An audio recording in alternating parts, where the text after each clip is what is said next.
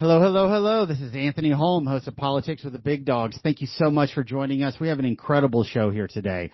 First, we're going to expose TMA, Texas Medical Association, who just elected as a president. This is the largest organization in America of doctors, and they're very powerful in the legislature. That's why we're talking about them here.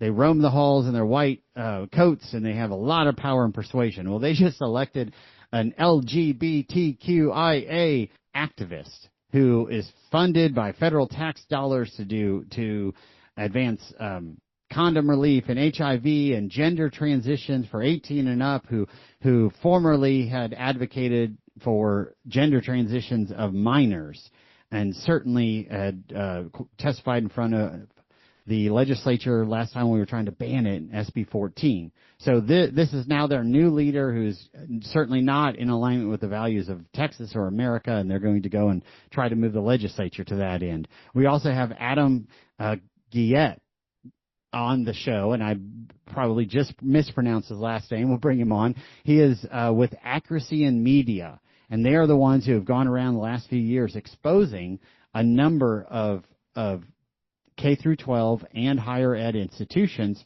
for continuing DEI and CRT, not just in Texas but across America. But they have hit a lot of places in Texas. You're going to just be shocked to hear what they've uncovered and what more is coming. And we're going to learn more about how CRT, critical race theory, and DEI continues to be taught in K through 12 and in higher ed in Texas, even though all of our elected officials tell us that they have outrooted and DEI is no longer permitted. It's outlawed in Texas.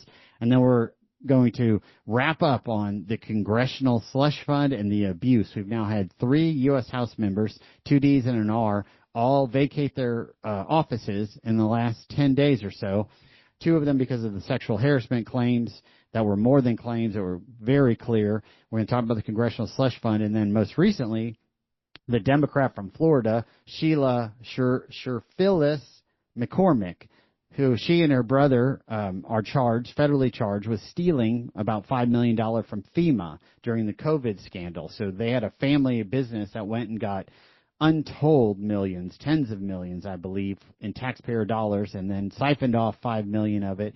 She is going to have a trial here pretty soon with the DOJ and the Ethics Committee of the U.S. House in a real rare action after a 3-year investigation said, hey, we found clear and convincing evidence for 20-plus violations. So we're getting some big segments: Texas, D.C., critical race theory, DEI, undercover reporters exposing continued abuse throughout Texas, K through 12 and higher ed. Hold on to your hats, folks. Join us at politicswiththebigdogs.com. Sign up for our newsletter. Follow us on Spotify and all the podcasts. Here we go. Love what you're hearing? Find all of our shows at politicswiththebigdogs.com. Subscribe to our newsletter and send in your questions. politicswiththebigdogs.com. All right, folks, this is Anthony Holm with Politics with the Big Dogs, and we have a big dog with us today, Adam Guillet. Please tell us about yourself and your organization. Folks, he has rooted out DEI across America and has just popped Texas of late. It's so important that he's on the show and talks about what he's found. Well, you're so kind. Essentially, I put frowns on the faces of bad people for a living. Accuracy in Media is a nonprofit organization. We use hidden camera investigative journalism and cultural activism to hold bad public policy actors accountable. And whereas previously I was the vice president of Project Veritas, we enjoyed investigating in the worst of the worst states. I love investigating in states where actual reform might occur. So for that reason, states like Ohio, Florida, and especially Texas are the most important states for our organization and the places I'm most excited for us to investigate and make impact. Great. And, you know, all of the listeners on this show tend to be conservative, tend to be policy focused. They believe, as did I, frankly, until I saw the state budget that we talked about a little bit here and some of your undercover investigations, that we in Texas had banned DEI and made it illegal and it was no longer being taught. But your investigations have shown us otherwise, and we've had similar problems across the board on other issues. But first, we want to understand, first and foremost, I want to honor your last name. So please pronounce it for our listeners. Tell us a little bit about where they can find more on Accuracy in Media. go ahead and plug your organization and give us your last name. Sure, you said it perfectly. It's Adam Gillette. Our website is aim.org, AIM.org. We're active on every social media platform, and we're generally releasing more than one hidden camera investigation every week as of late, particularly from red states where the blue radicals are still running things and pretending that the law doesn't matter to them. And folks, you may not have heard of Accuracy in Media in the past, but let me tell you, they've been around for decades. I've got to wave a flag about how old I am. In 1993, I was a summer intern, and between my junior and senior undergrad years at AIM, Accuracy in Media in Washington, D.C. I spent half the summer there and half in the U.S. Senate. And they're an incredible organization, have been taking the fight to liberal indoctrination and abuses throughout the media and throughout the academic setting. So it's so essential that we follow them, that we support them, that we advocate for them, because Adam and his team are just doing great work. So tell us what you found. What do we start with? North Texas, Austin, ISD, collegiate? Where do you want to lead? Well, in 2023 and 2024, we investigated K through 12 school districts across Texas to see if they were following the ban on critical race theory. Not surprisingly, in district after district, highly paid administrators bragged to us about how they lie to parents, deceive parents, and consistently break the law banning critical race theory. Then similarly last year, we released a multitude of investigations again across the state, Dallas, Houston, everywhere, showing that the law banning boys from girls sports was also being ignored. We even had one administrator in Irving ISD, if I remember correctly, who told us it's not illegal if you don't break the law, or it's not illegal if you don't get caught, right? Which is rather worrying to hear from an administrator. He lost his job, if you know of anybody hiring. And so since we consistently saw that in K through 12, the administrators in Texas didn't care about the law, once the DEI ban went into effect, we decided to investigate many of the universities to see if the radicals in higher education followed the law there. What we found consistently is the same as what we find in most other red states with DEI ban. The DEI departments were simply rebranded. The DEI staffers just got new job titles and new business cards. And perhaps most importantly, the curriculum isn't affected in the slightest. So DEI is not banned from the curriculum at all. And whereas you and I would agree that you should be able to discuss controversial topics, communism, fascism, DEI, in a political class or in a philosophy class, it doesn't need to be in math class. And you never need to be promoting those ideologies. Florida's law is pretty good in that it bans people from promoting identity politics. The Texas law does not. The Texas law doesn't touch curriculum in the slightest, and as a result, these supposed educators use that loophole to push DEI into pretty much every facet of education that they'd like. Look, so well spoken, well said, thank you. We have a problem in Texas with our legislators passing a bill saying, oh, it does X, it bans DEI, for example, or it lowers property taxes, and in truth, it really doesn't. Oh, we're ahead of Florida. Often we're not. Quite the opposite. You know, I praise them for advancing school choice, but I think we're like the 26th state in the union to do it. They fought CRT, banning critical race theory. A number of Republicans spoke for it. Tepper, for example. So tell us what you found, because I watched some of your videos, and we'll play at least one of them. We should probably play the UNT one. That's the one that I want to speak about in the here and now, because I'll paraphrase, if not quote. What I recall was, we're going to teach what we know is right and what we know the students need to learn, independent of the labels of the law. Does that do it justice of the mindset, not just at UNT, but all of them that you're finding? That's exactly it. Honestly, it's as if these people are on an evangelical mission if they believed in God. You know, they feel like it's their calling to push these ideas, particularly in red states. You know, they feel like they're on the front lines, and they've got to make sure that the divisive principles associated with DEI are pushed into every facet of education. They tell us things like DEI is, quote, essential. And we find it most frequently, especially in Texas, in the sociology colleges with social workers, in the criminology colleges, and in the education colleges. So you wonder why these radicals are running K through 12 education. It's because they go through these education schools where they're told that DEI is, quote unquote, essential. And to be clear, there's a big misnomer, I think, amongst conservatives about what DEI is. A lot of people think it's just an updated version of affirmative action. It's far worse than that. DEI is essentially a worldview, a prism through which they teach their classes and see the world. It does away with the golden rule and essentially reframes the world as oppressors and oppressed. White males, they're obviously oppressors. People from third world countries, they're obviously oppressed. Americans are inherently oppressors, of course. And it teaches that violence against oppressors is okay. It's merely resistance to oppression. It's that logic with which they defended the October 7th terror attacks as merely resistance to oppression. I have no doubt if 9/11 happened today, they would describe it such the same way. And that's the prism through which they're teaching your social work classes, your criminology classes, and especially your education classes at Texas universities. It is just astounding. And the audacity, we know what is right. We know what these students need to know. And we are just pumping out a factory of brainwashed teachers, frankly, that we're putting in our pre-K through 12 institutions who are programming our children to believe. And now it's this notion of that you've been speaking about that it's new to me, anti-racism. And this is their workaround, which I will try to describe it for the listeners, and then I'll turn it over to the expert. My take on it is, if you, as an individual, regardless of your race, aren't out there actively seeking out equity, advancement, and DEI efforts in the public space, then by default, you're a racist. Because if you were not a racist, one would be out there marching for these causes and otherwise, and the oppressors of attackers. But I don't think that was as eloquent as you'll so share it for us. Give us. No, that's right. These universities, some of them in Texas, tell us they're not just pushing DEI, but ADEI, anti-racism, diversity, equity, and inclusion. And as you said, they define the world in that regard as you're either a racist or an anti-racist. There is no in between, they say.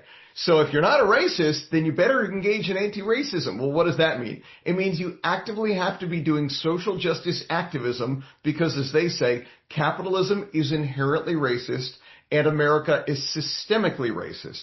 And unless you're engaged in social justice activism against that, you're a racist. That's what they're teaching college students in Texas with your tax dollars at universities across the state, that unless they engage in social justice left-wing activism, they are a racist.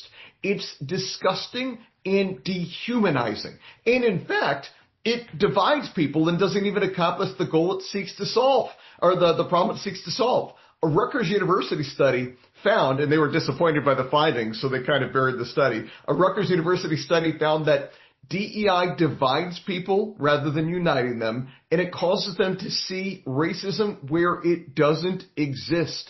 And if you talk to any real sociologist, they'll say that's obvious. The way to bring people together is to focus on what we have in common, which as Americans is so very much. But instead, DEI hyper-focuses on the things that we don't have in common and shames many of us for many of those differences. It's terrifying. In addition to being left-wing ideology nonsense, as I said, it pits Americans against one another. Well said. And if you're just joining us, this is Anthony Holm, host of Politics with the Big Dogs, and we have Adam Gillette with us of Accuracy in Media, who's just doing yeoman's work out there, exposing the abuses in K through 12, exposing the abuses in higher ed across America, but we're talking really about Texas. And it is so striking that they are just pressing and burying racism into our students through the K through 12 system and into the higher ed, and particularly focused on those educators studying education to become teachers. Because if you aren't out as an activist marching in the streets, you are by default now a racist. They have backed into it. I would like us to play about a 3.5-minute video. This is an undercover video. This is an undercover video that you all took at University of North Texas in October, I believe it was, of 2025. Can you give us a little prelude of what we expect to hear, and then we can discuss it on the backside as well? Sure. So our investigator goes in, posing as somebody who wants to enroll, but they're worried that in this crazy red state that it's going to be kind of a Trump version of education. And they're worried because there's a DEI ban. Is that changing what you guys are doing? Has it affected things here in Texas? And the answer is rather disappointing. So here we go, folks. We're going to hit play, And you can get more of this video and all of the others at AIM, Accuracy in Media. And give us our website again. Sure, aim.org, AIM.org. And again, we're on X, we're on Facebook, we're on every social media platform. And they're a nonprofit, a 501c3, correct? That's right. Yeah, we're a tax-deductible charitable organization. And that's my point. So if you choose to make a contribution to them, you'll get to deduct it from your federal taxes. I encourage you strongly to do so. Here we go. So yes, okay. The intention is still the same. The research is still the same. Okay. Practice is still the same. It's just called something different now. Okay. Just to abide by the DEI bans. Our job is to push back and to cause good trouble and all those things. Our job is to push back and to cause trouble and all those things. It's still taught. It's still there. It's just under a different name. All right, we're going to continue. There's like 100 words that are like banned now. Right. The professors already know what's going on. They know how to approach it. They know how to, still talk about what they need to talk about. I just hit pause. It's 100 words or so are banned, but it's still DEI. Our professors now know how to teach it. They know how to talk about it. What do you think about that, Adam? It's morally outrageous. And the problem is they take advantage of the goodwill that I think many people have for their child's school or for their alma mater. Who wants to believe that the K-12 school where they send their kid every day doesn't have their child's best interest at heart? It takes a lot to accept that, right? Similarly, who wants to believe that the school that they love, that they cheer for every Saturday afternoon, who wants to believe they're doing bad things? Well, I got news for you. I go in school after school, university after university, and that's what they're doing at nearly all of them, and they're just taking advantage of the unfortunate goodwill that you have for them, the misplaced trust that you place in them. Our job is to push back. My gosh, your job is to do your job. Your job is to follow the law. And these people feel so incredibly unaccountable that they feel like they can push back and not have to worry about it. Now, the one individual in the video, she got pushed back against. She lost her job within 24 hours of that investigation being released. But I want to know, who are the people who hired her? Are they terrible at hiring? Or did they hire her because she's a radical? Who are the people managing her on a day-to-day basis? Are they terrible at overseeing their employees? Or was she getting 10 out of 10 marks in every review because she was doing a great job pushing her radical ideology? I think that the latter is probably true. These aren't one or two bad apples. This is a rotten orchard. Higher education in America is dominated by these radicals, and they get away with it in red states because we don't want to believe that it's there, and the politicians claim that they've solved the problem. We all know that's a lie. Yeah, and tragically, it takes years or someone like you and your organization to go out there with an undercover video, right? There's some cost, there's effort, there's execution, but it's a small amount of time and a small amount of capital to expose these violations in basically $100 million 2-year allocation in the state of Texas with our tax dollars. I mean, it's just astounding, but mainstream media, nowhere to be found. Politicians, nowhere to be found. They get to go out and say, we solved it, we closed it, it is dead, we killed DEI in Texas. And then anecdotally, it takes 6, 8, 10 years for people like us, the listeners, unless someone like you steps forward and says, hey, look at this. A similar, Medicare, Medicaid fraud across the country has been exposed by, these are billions of dollars being wasted and abused and taken. How do we fix this? How do we legislate this out? What's the real solution here, Adam? Well, there's a couple things that need to be done. First of all, there is a massive amount of administrative bloat in these universities. The administrators now outnumber the faculty, and these are largely just activist positions. These are your LGBTQ activists, your DEI activists. They drive up the cost of tuition, and again, they're just taxpayer-funded activists. We used to complain about the left-wing faculty. They're still there, but they're now the least of our problems. So a major review needs to be done independently into each of these universities to see what departments can be wiped out entirely, what administrative bloat can be wiped out entirely. And then secondly, if you are caught breaking the law while working for the taxpayer, you should never be allowed to work for the taxpayer again. You should not be allowed to collect your pension. If you're working for the Texas taxpayers or for federal taxpayers and you're breaking the law, that's it. There should be no tolerance for that sort of behavior. And we most importantly need in every state a law that bans DEI in the curriculum, a law that bans the promotion of identity politics in education. And we have a website set up, DEIintexas.com, DEIintexas.com, where you could send one message that goes to the trustees of these universities as well as the relevant elected officials. But we need to rein in the administrators. We need actual criminal penalties for breaking the law, which I know is a novel idea. And we need to have an outside review to get rid of these departments and ban the promotion of identity politics in an actual stronger law. All right, that's incredible. And two of them I want to go deeper on. But first, tell us how Florida or whoever has the best model for actually banning. We were claimed we did it in Texas, didn't happen. Identity politics is at the base of it. What are the better policies out there? Kansas's law is a little bit better, even though we've investigated and found things there as well, because they actually have legal consequences for breaking the law. Again, crazy idea. And they have a reporting mechanism for if you suspect someone is breaking the law. I don't think the Texas bill has either of those things, but there's a lot of bills, so if I'm wrong in that, I apologize.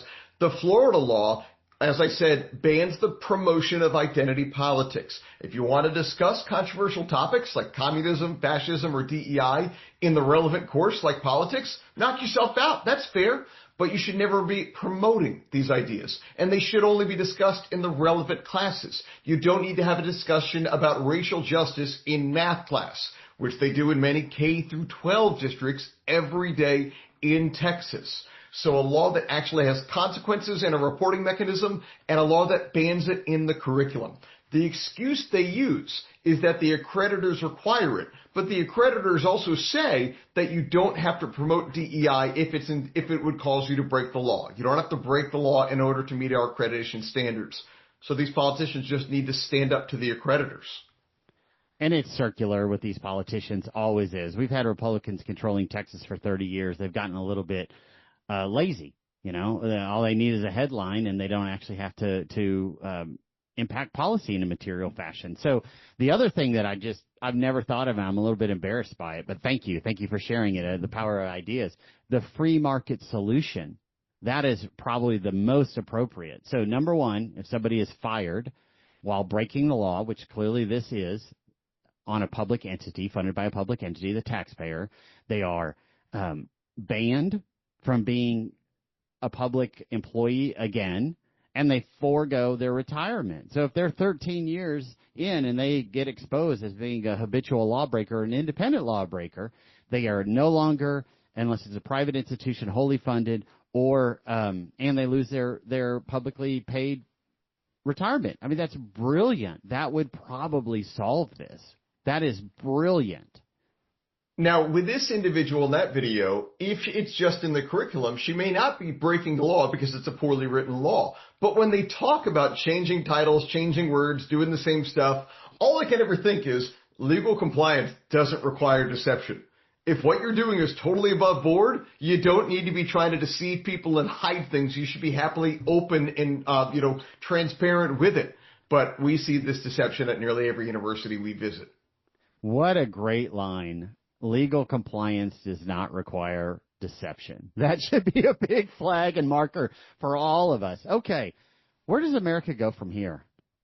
Well, I really worry that both in corporate America and in higher education and in K through 12 education, we have this divisive DEI nonsense that pits Americans against one another.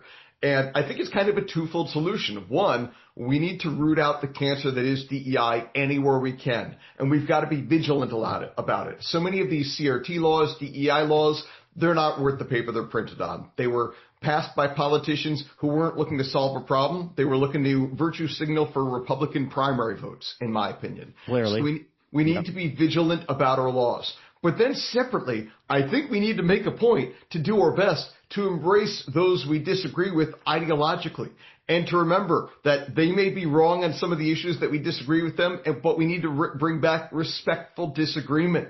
You know, we have to be trying to bridge the divide that the far left is creating, and remembering that you can kill people with kindness, remembering that darkness can't drive out darkness, only light can do that. So the people who you disagree with ideologically, even though their ideas might be entirely wrong, on a personal level, your friends, your neighbors, your loved ones, you need to remember that on the overwhelming majority of issues, you probably agree with them. So again, try to drive out that hate with love, try to drive out the darkness with light.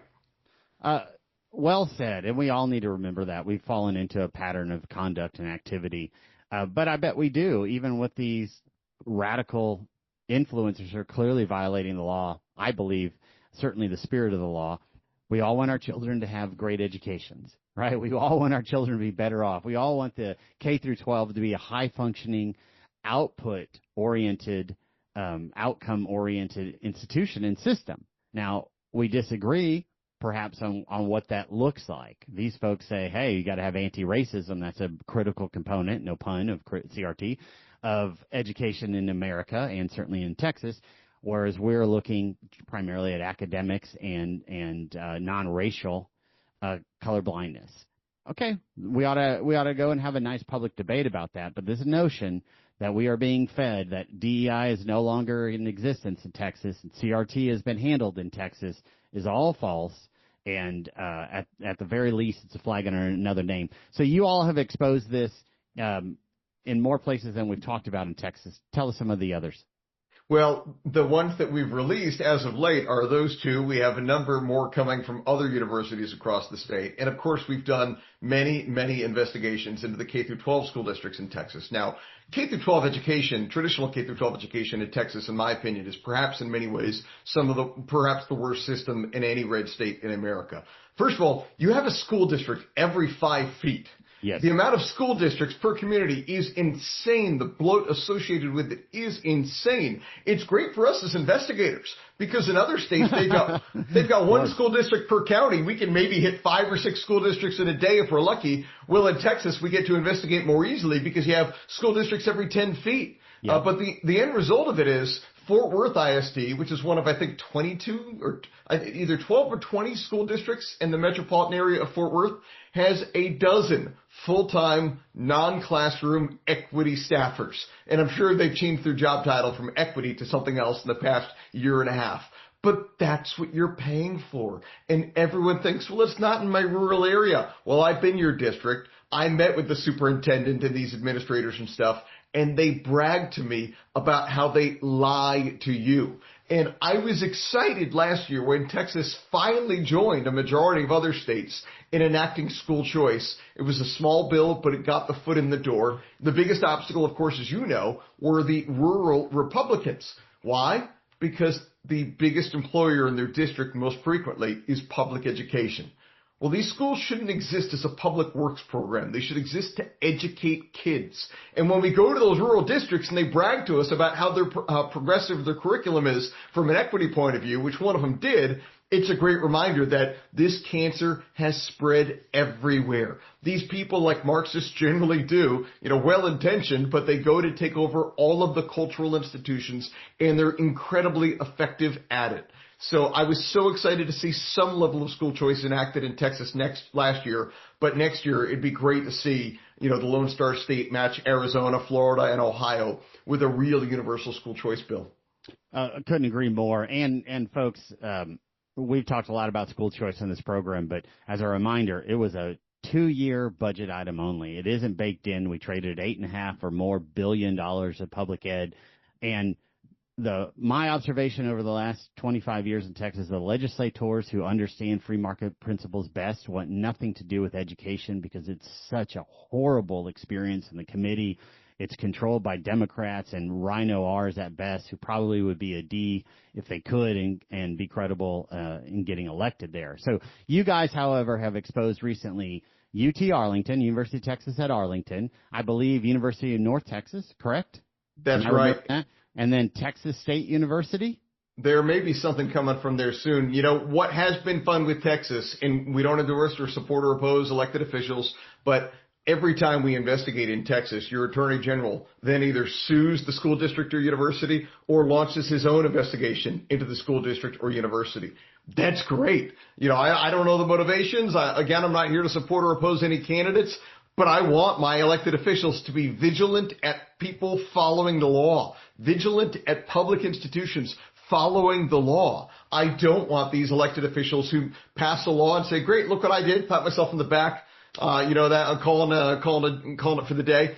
You need vigilance because these radicals who've taken over your education institutions in your state are on their own quite vigilant. So we really do have to fight back against that in a very, very serious way. And I'm very glad to see in Texas that at least the Attorney General has been pretty aggressive in investigating lawbreakers in education. Boy, he has. That's a good point. And there's a reason I think that Donald Trump called him the most effective attorney general in America. Look, Ken Paxton is brave. He'll get out there. He's an ideological warrior. So I'm not surprised. It's nice to hear it. I'm not surprised yet again, A.G. Paxton getting out there and getting after it. But we've had a number of attorneys general who haven't always been so aggressive and haven't used the office in the same fashion. So thank you so much. Again, tell us your website. Both of them actually, and where people can learn more and see your videos, because they've had tens of thousands of views. The Accuracy in Media has 28,000 subscribers on one channel that I'm looking at YouTube. They release a video in a week, it'll have a few thousand views. So where can people learn more? Sure. Our website is aim.org, AIM.org. And if you want to take action right now against DEI in Texas, go to DEIintexas.com, DEIintexas.com. I'm surprised one of your universities didn't take it to redirect their homepage to it. I think they'd love that domain. But DEIintexas.com. You could send one message directly to these trustees who are supposed to be providing oversight for these universities. Send one message directly to them telling them to get their house in order. Thank you so much, Adam. Godspeed. We appreciate what you're doing. We'll have you on the show again. Hey, thank you so much for having me. Don't forget to sign up for our newsletter at politicswiththebigdogs.com. We'll keep you informed on new episodes, new guests, and new opportunities for your voice to be heard across Texas. Learn more and sign up today at politicswiththebigdogs.com. All right, folks. Anthony Holm, host of Politics with the Big Dogs here. We're moving on to our next segment. So rarely will I lead with the Dallas Voice. This is, they label itself the premier media source for the LGBTQ community in Texas. Well, their headline is Gay Former Medical Director for the Dallas County HHS to Lead AIDS Arms. And this doctor's name, Texan, is John Carlo, C-A-R-L-O. And it's important that we're referencing him because Mr. Carlo has been leading an organization out of Dallas, the Metroplex, frankly, that serves a lot of people and is funded federally, and they're giving out condoms, they're AIDS research, they're the premier LGBTQ plus provider in North Texas, and they have a particular focus on transitioning genders. And all of us fought very hard and very aggressively to ensure that children were not transitioned in Texas. And there was a great question, in fact, that whether this organization was transitioning children or not. And it turns out that there was a closed Facebook group that ended up in the news that said, hey, if you want to transition your child, here are the places you can go. And, of course, they call it gender affirming care. And one of which was this organization in North Texas led by Dr. Carlo. Well, why are we focusing on Dr. Carlo? Because he was just elected the head of the Texas Medical Association. So every doctor in Texas who's a member of the TMA, is what we call it, voted, and they voted this fella to be the head of their organization. It's the largest doctors group in America, larger than those in California. And Dr. Carlo has been an outspoken activist over the years for transitioning people, including children. So PRISM of North Health of North Texas identifies itself as the LGBTQIA plus care, including fertility, contraception, preconception, support, AIDS, pediatrics, caring for LGBTQIA plus families and their children with understanding and respect. So what's significant? Why am I flagging this fella and his organization? And here's why.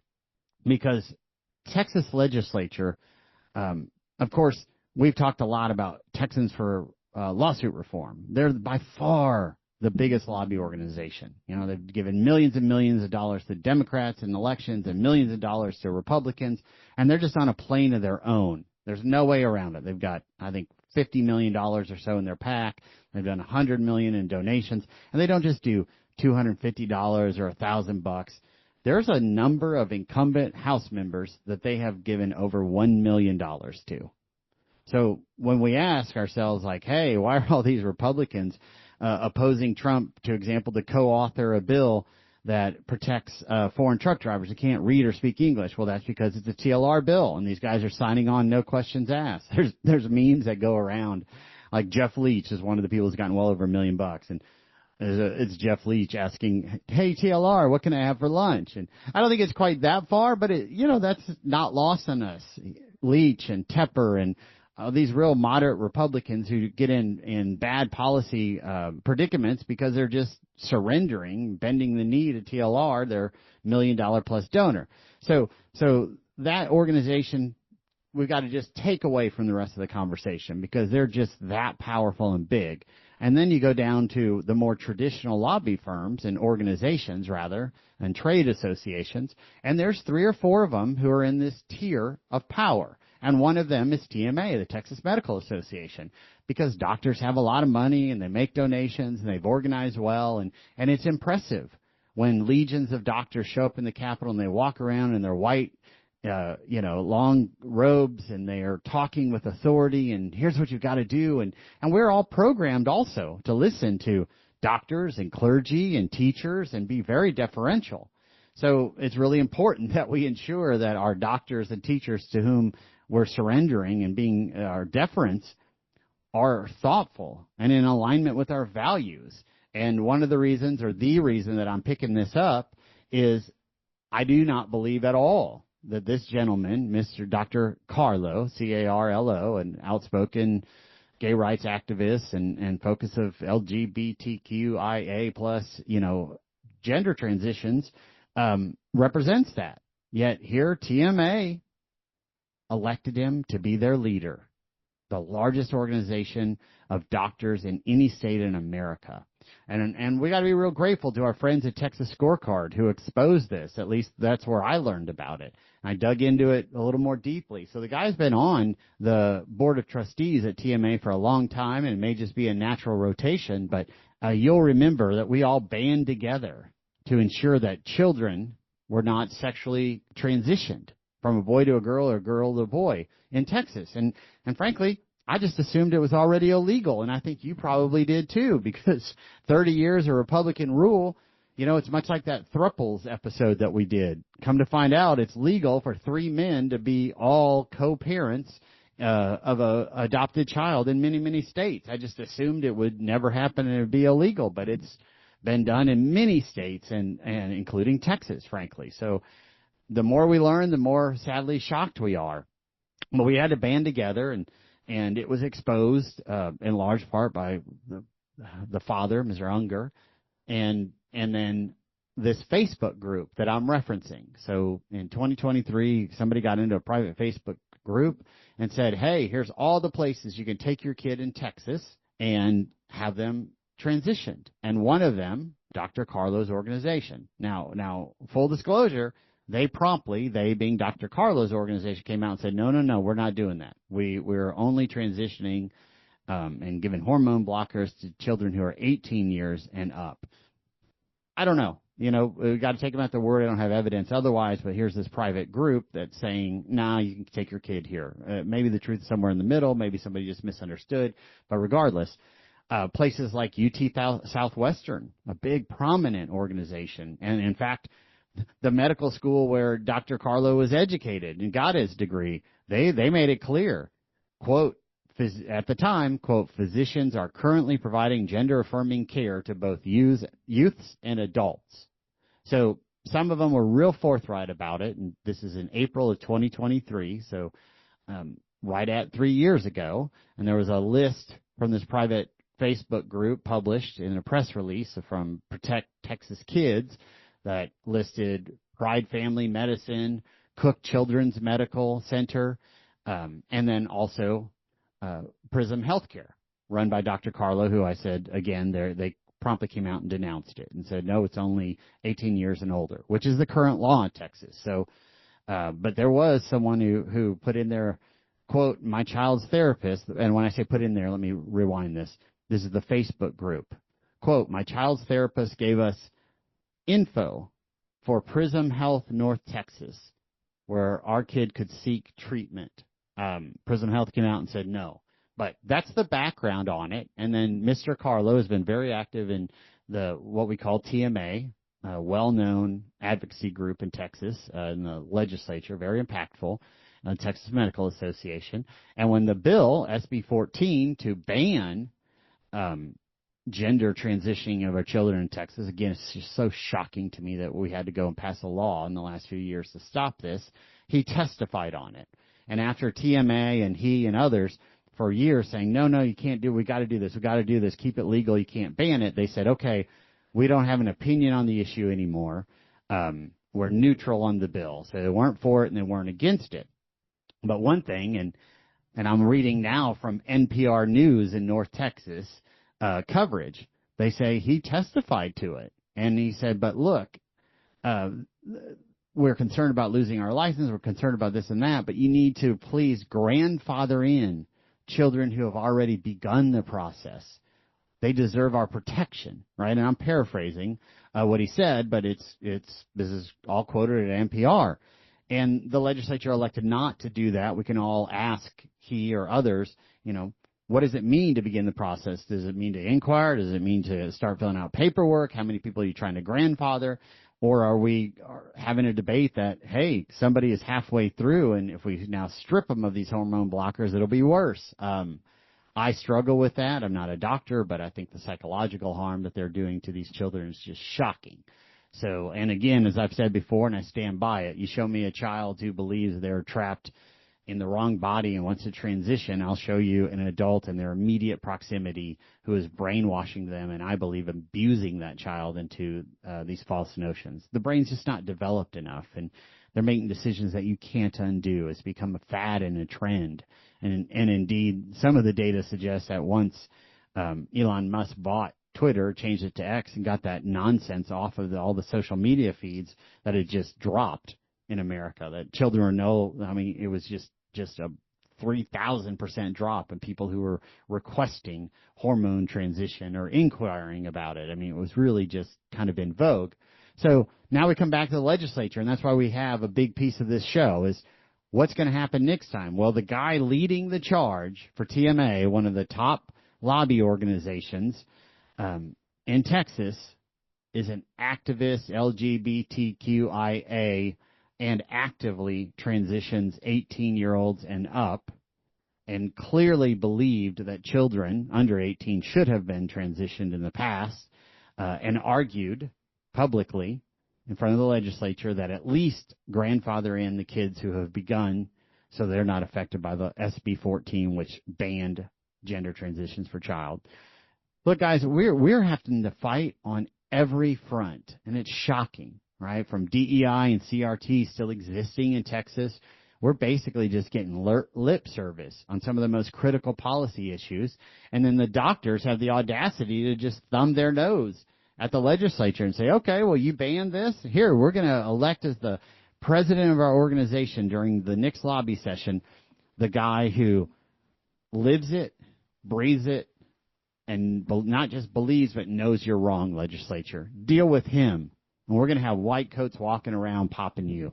It's so hard for us, you and me, the activists, to force true policy change in Texas without radical activists like the head of TMA using their power to abuse it, without radical activists like the head of the teachers' unions and associations across Texas using their power and that implied authority that we've all been programmed from childhood. Listen to your teacher, pay attention.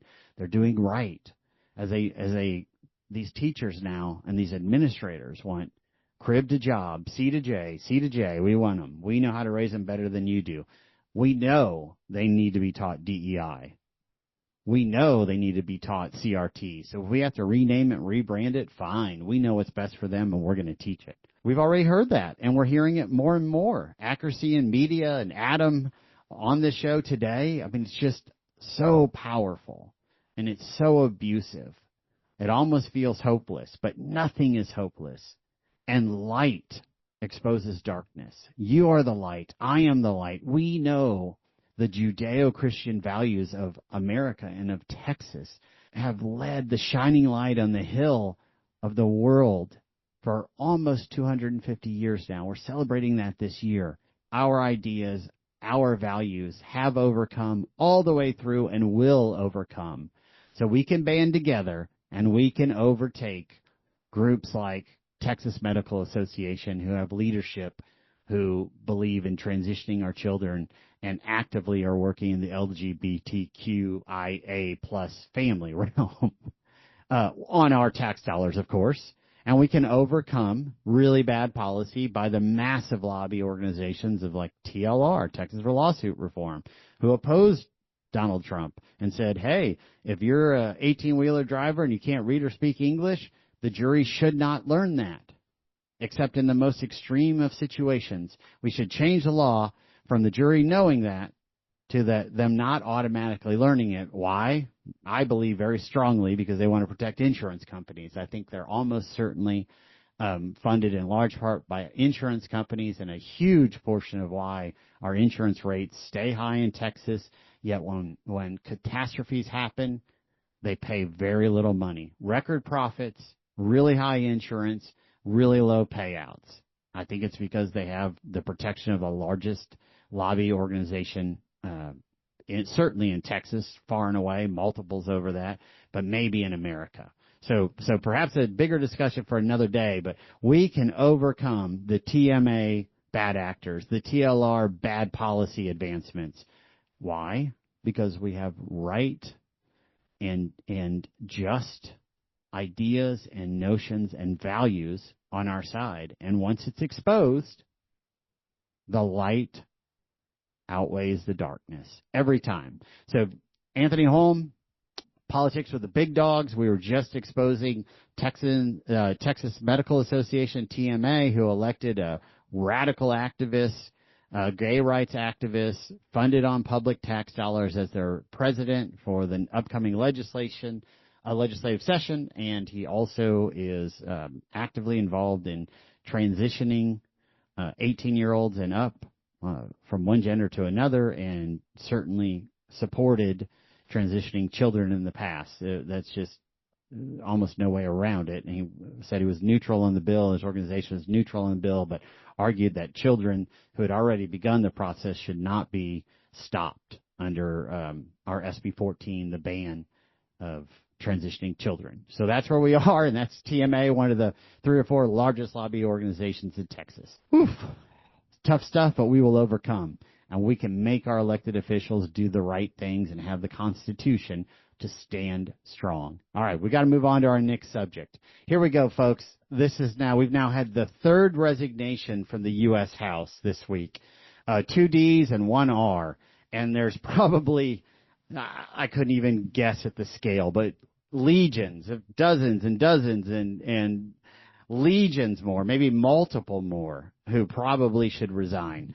This is a Democrat from Florida, Sheila Sherfilis McCormick. So she has been investigated since 2023. She and her brother had a business that processed COVID payments and federal funds, taxpayer dollars, throughout the COVID scam and distributed it to folks.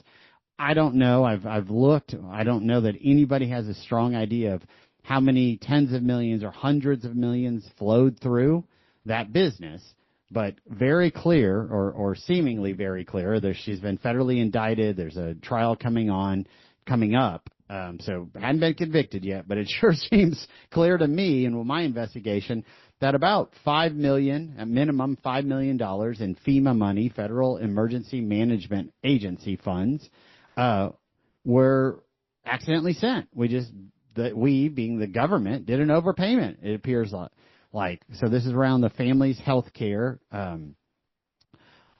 around COVID-19 vaccination and staffing contract, right? So she and her brother and I think others in her family had this big contract. We're going to go and staff up, and we're going to, during COVID-19, we'll get all this Biden federal money just dumped everywhere, and we're going to, give people the vaccination. Boom, boom, boom, got it going. So it appears that she was overpaid, she and her brother, by $5 million. They knew that, and they took the money and used it for all sorts of things, one being like $100,000 diamond ring, a 3-carat or 4-carat yellow diamond ring that she's wearing, cruises, clothing, and they took a bunch of it appears, and funneled it into her congressional campaign. So then she becomes a congresswoman. And what's striking to me is that the Congress itself, and when I say Congress, I'm talking about the classical term, the U.S. House and the U.S. Senate, almost never kicks their own out, almost never forces each other to quit. They fight tooth and nail for each other. That's an exclusive club, whether you're a D, an R, or anything else. They warp the laws to ensure they have tremendous advantages. We had, Ken Paxton on here, who's a candidate for U.S. Senate, and he explained to us, for one of the first times I had a really strong command of it, the abuse by the incumbents. The incumbents set up all these funds so they can go and raise $100,000 blocks through all these committees, but somebody who's challenging an incumbent is tapped out at like $5,000. So, of course, there's going to be $100 million expense on one side to a $7 million expense on the other. It's just this power of incumbency and keep it together. So it's really striking that 3 U.S. House members have all exited stage left in the last 10 days or so. A Democrat from California, a Republican from Texas, Tony Gonzalez, who we've talked about here, and now this woman, Sheila Sherfilus, Cherfilus-McCormick. But McCormick's is not for sexual harassment, it's for outright theft and fraud. And the U.S. House Ethics Committee, 5Ds and 5Rs, started investigating this in 2023. And they came back last month and said, we have found, quote, clear and convincing evidence for more than 20 alleged ethics violations. Well, folks, clear and convincing evidence is a very high standard. I'm a lawyer. You know that. It's the same standard for gross negligence in Texas. You had to basically intend to do it. So she exited on her own. She surrendered and her seat and resigned, but she was about to be voted out. And one of the reasons that I'm flagging this is not just for the graft and the abuse by the power elite in the swamp that is D.C., but the fact that they were finally under enough pressure from people like you and people like me that we're not going to put up with it any longer. You have to kick these corrupt actors out. And I want us to also make sure we understand the depth that D.C., the U.S. House members and the U.S. senators are willing to go to hide their corruption. So you may or may not have, I think we talked about it a bit on the show, be familiar with what is often called the sexual slush fund for Congress. Yes, there is one. There was an Appropriations Act, and tax dollars were appropriated through the Congressional Accountability Act of 1995. And what that permits is for anybody who is an office worker in the congressional workplace. There's an Office of Congressional Workplace Rights, so just exclusive to the staff or the House, U.S. House, and the U.S. Senate. And if you have conflict with your boss, meaning a U.S. House member generally, or a U.S. senator, such as sexual harassment, abuse, which is why Tony Gonzalez resigned earlier and why Eric Swalwell resigned earlier, Or if you feel discriminated against or a pay dispute or something, then you can take it to this OCWR. And that is a pre-approved, pre-appropriated pot of our money, your money and my money, to pay off these people. And a lot of it is in the form of sexual harassment, because all of these members many of the members tend to be exposed as sexual predators, D's and R's. Or in this instance, this latest representative from Florida just sure appears a straight-up fraud, theft, just straight-up fraud of tax dollars and stealing of tax dollars. Well, this slush fund has paid out $18 million to about 300 people since it was appropriated in 95. And what's really striking, as the House voted recently, like 357 to 65, to block the release of the Congressional sexual misconduct slush fund. Like, nope, we're not going to let that out be in the public arena. There have been a couple Congresswomen who have been thought leaders on this. One is Representative Ana Luna from Florida, but I'm suddenly blanking on Nancy's last name. She is from the Carolinas area, and I think probably at the forefront of this effort, and then Luna jumped in as well. But this is what happens. The U.S. House and the U.S. Senate circles the wagon. They're like, hey, we're all in a club together, and we're going to protect wrongdoers, period, because if I get exposed or I get accused of doing something, I need these guys to protect me in the future. And they do it not just with sexual assaults claims, but they do it also with congressional funding. Like, oh, we're going to have all these special rules and laws that you can go raise $100 million without issue, but if somebody's going to oppose you, then they have to do it at $5,000 blocks, right? That was one of the things Paxton was pointing out, and wants to change should he be elected to the Senate. So I am flagging the fact that we've had a tremendous change, even though it's only 3 people who got expelled or were about to be expelled and chose to resign. That's a lot more than we've had in a long, long time, most of my adult life. And at some point, the light will shine brightly and transparency will come to even members of Congress. And they will not be able to abuse people or sexual harass people indiscriminately and have our tax dollars funding it. I want to flag this for us. The same thing happens in the Texas legislature. You've got 150 House members and 31 senators, and they band together to protect their own because they think they're an exclusive club. They want to stay, and they don't want the light of transparency shined on them. So, hallelujah that we're chipping away and we're starting to root out some what is incredible fraud and collusion and theft in Congress, and also getting rid of at least 2 members who have a very clear history of sexual predatory acts and abuse.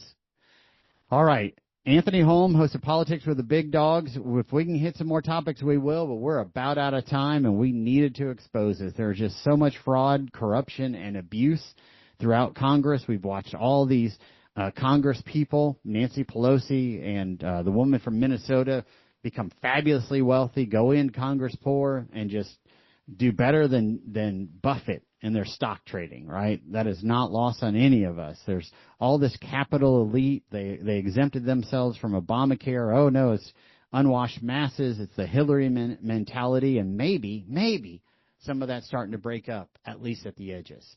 Well, folks, the light is blinking. We don't have time for another topic. All right.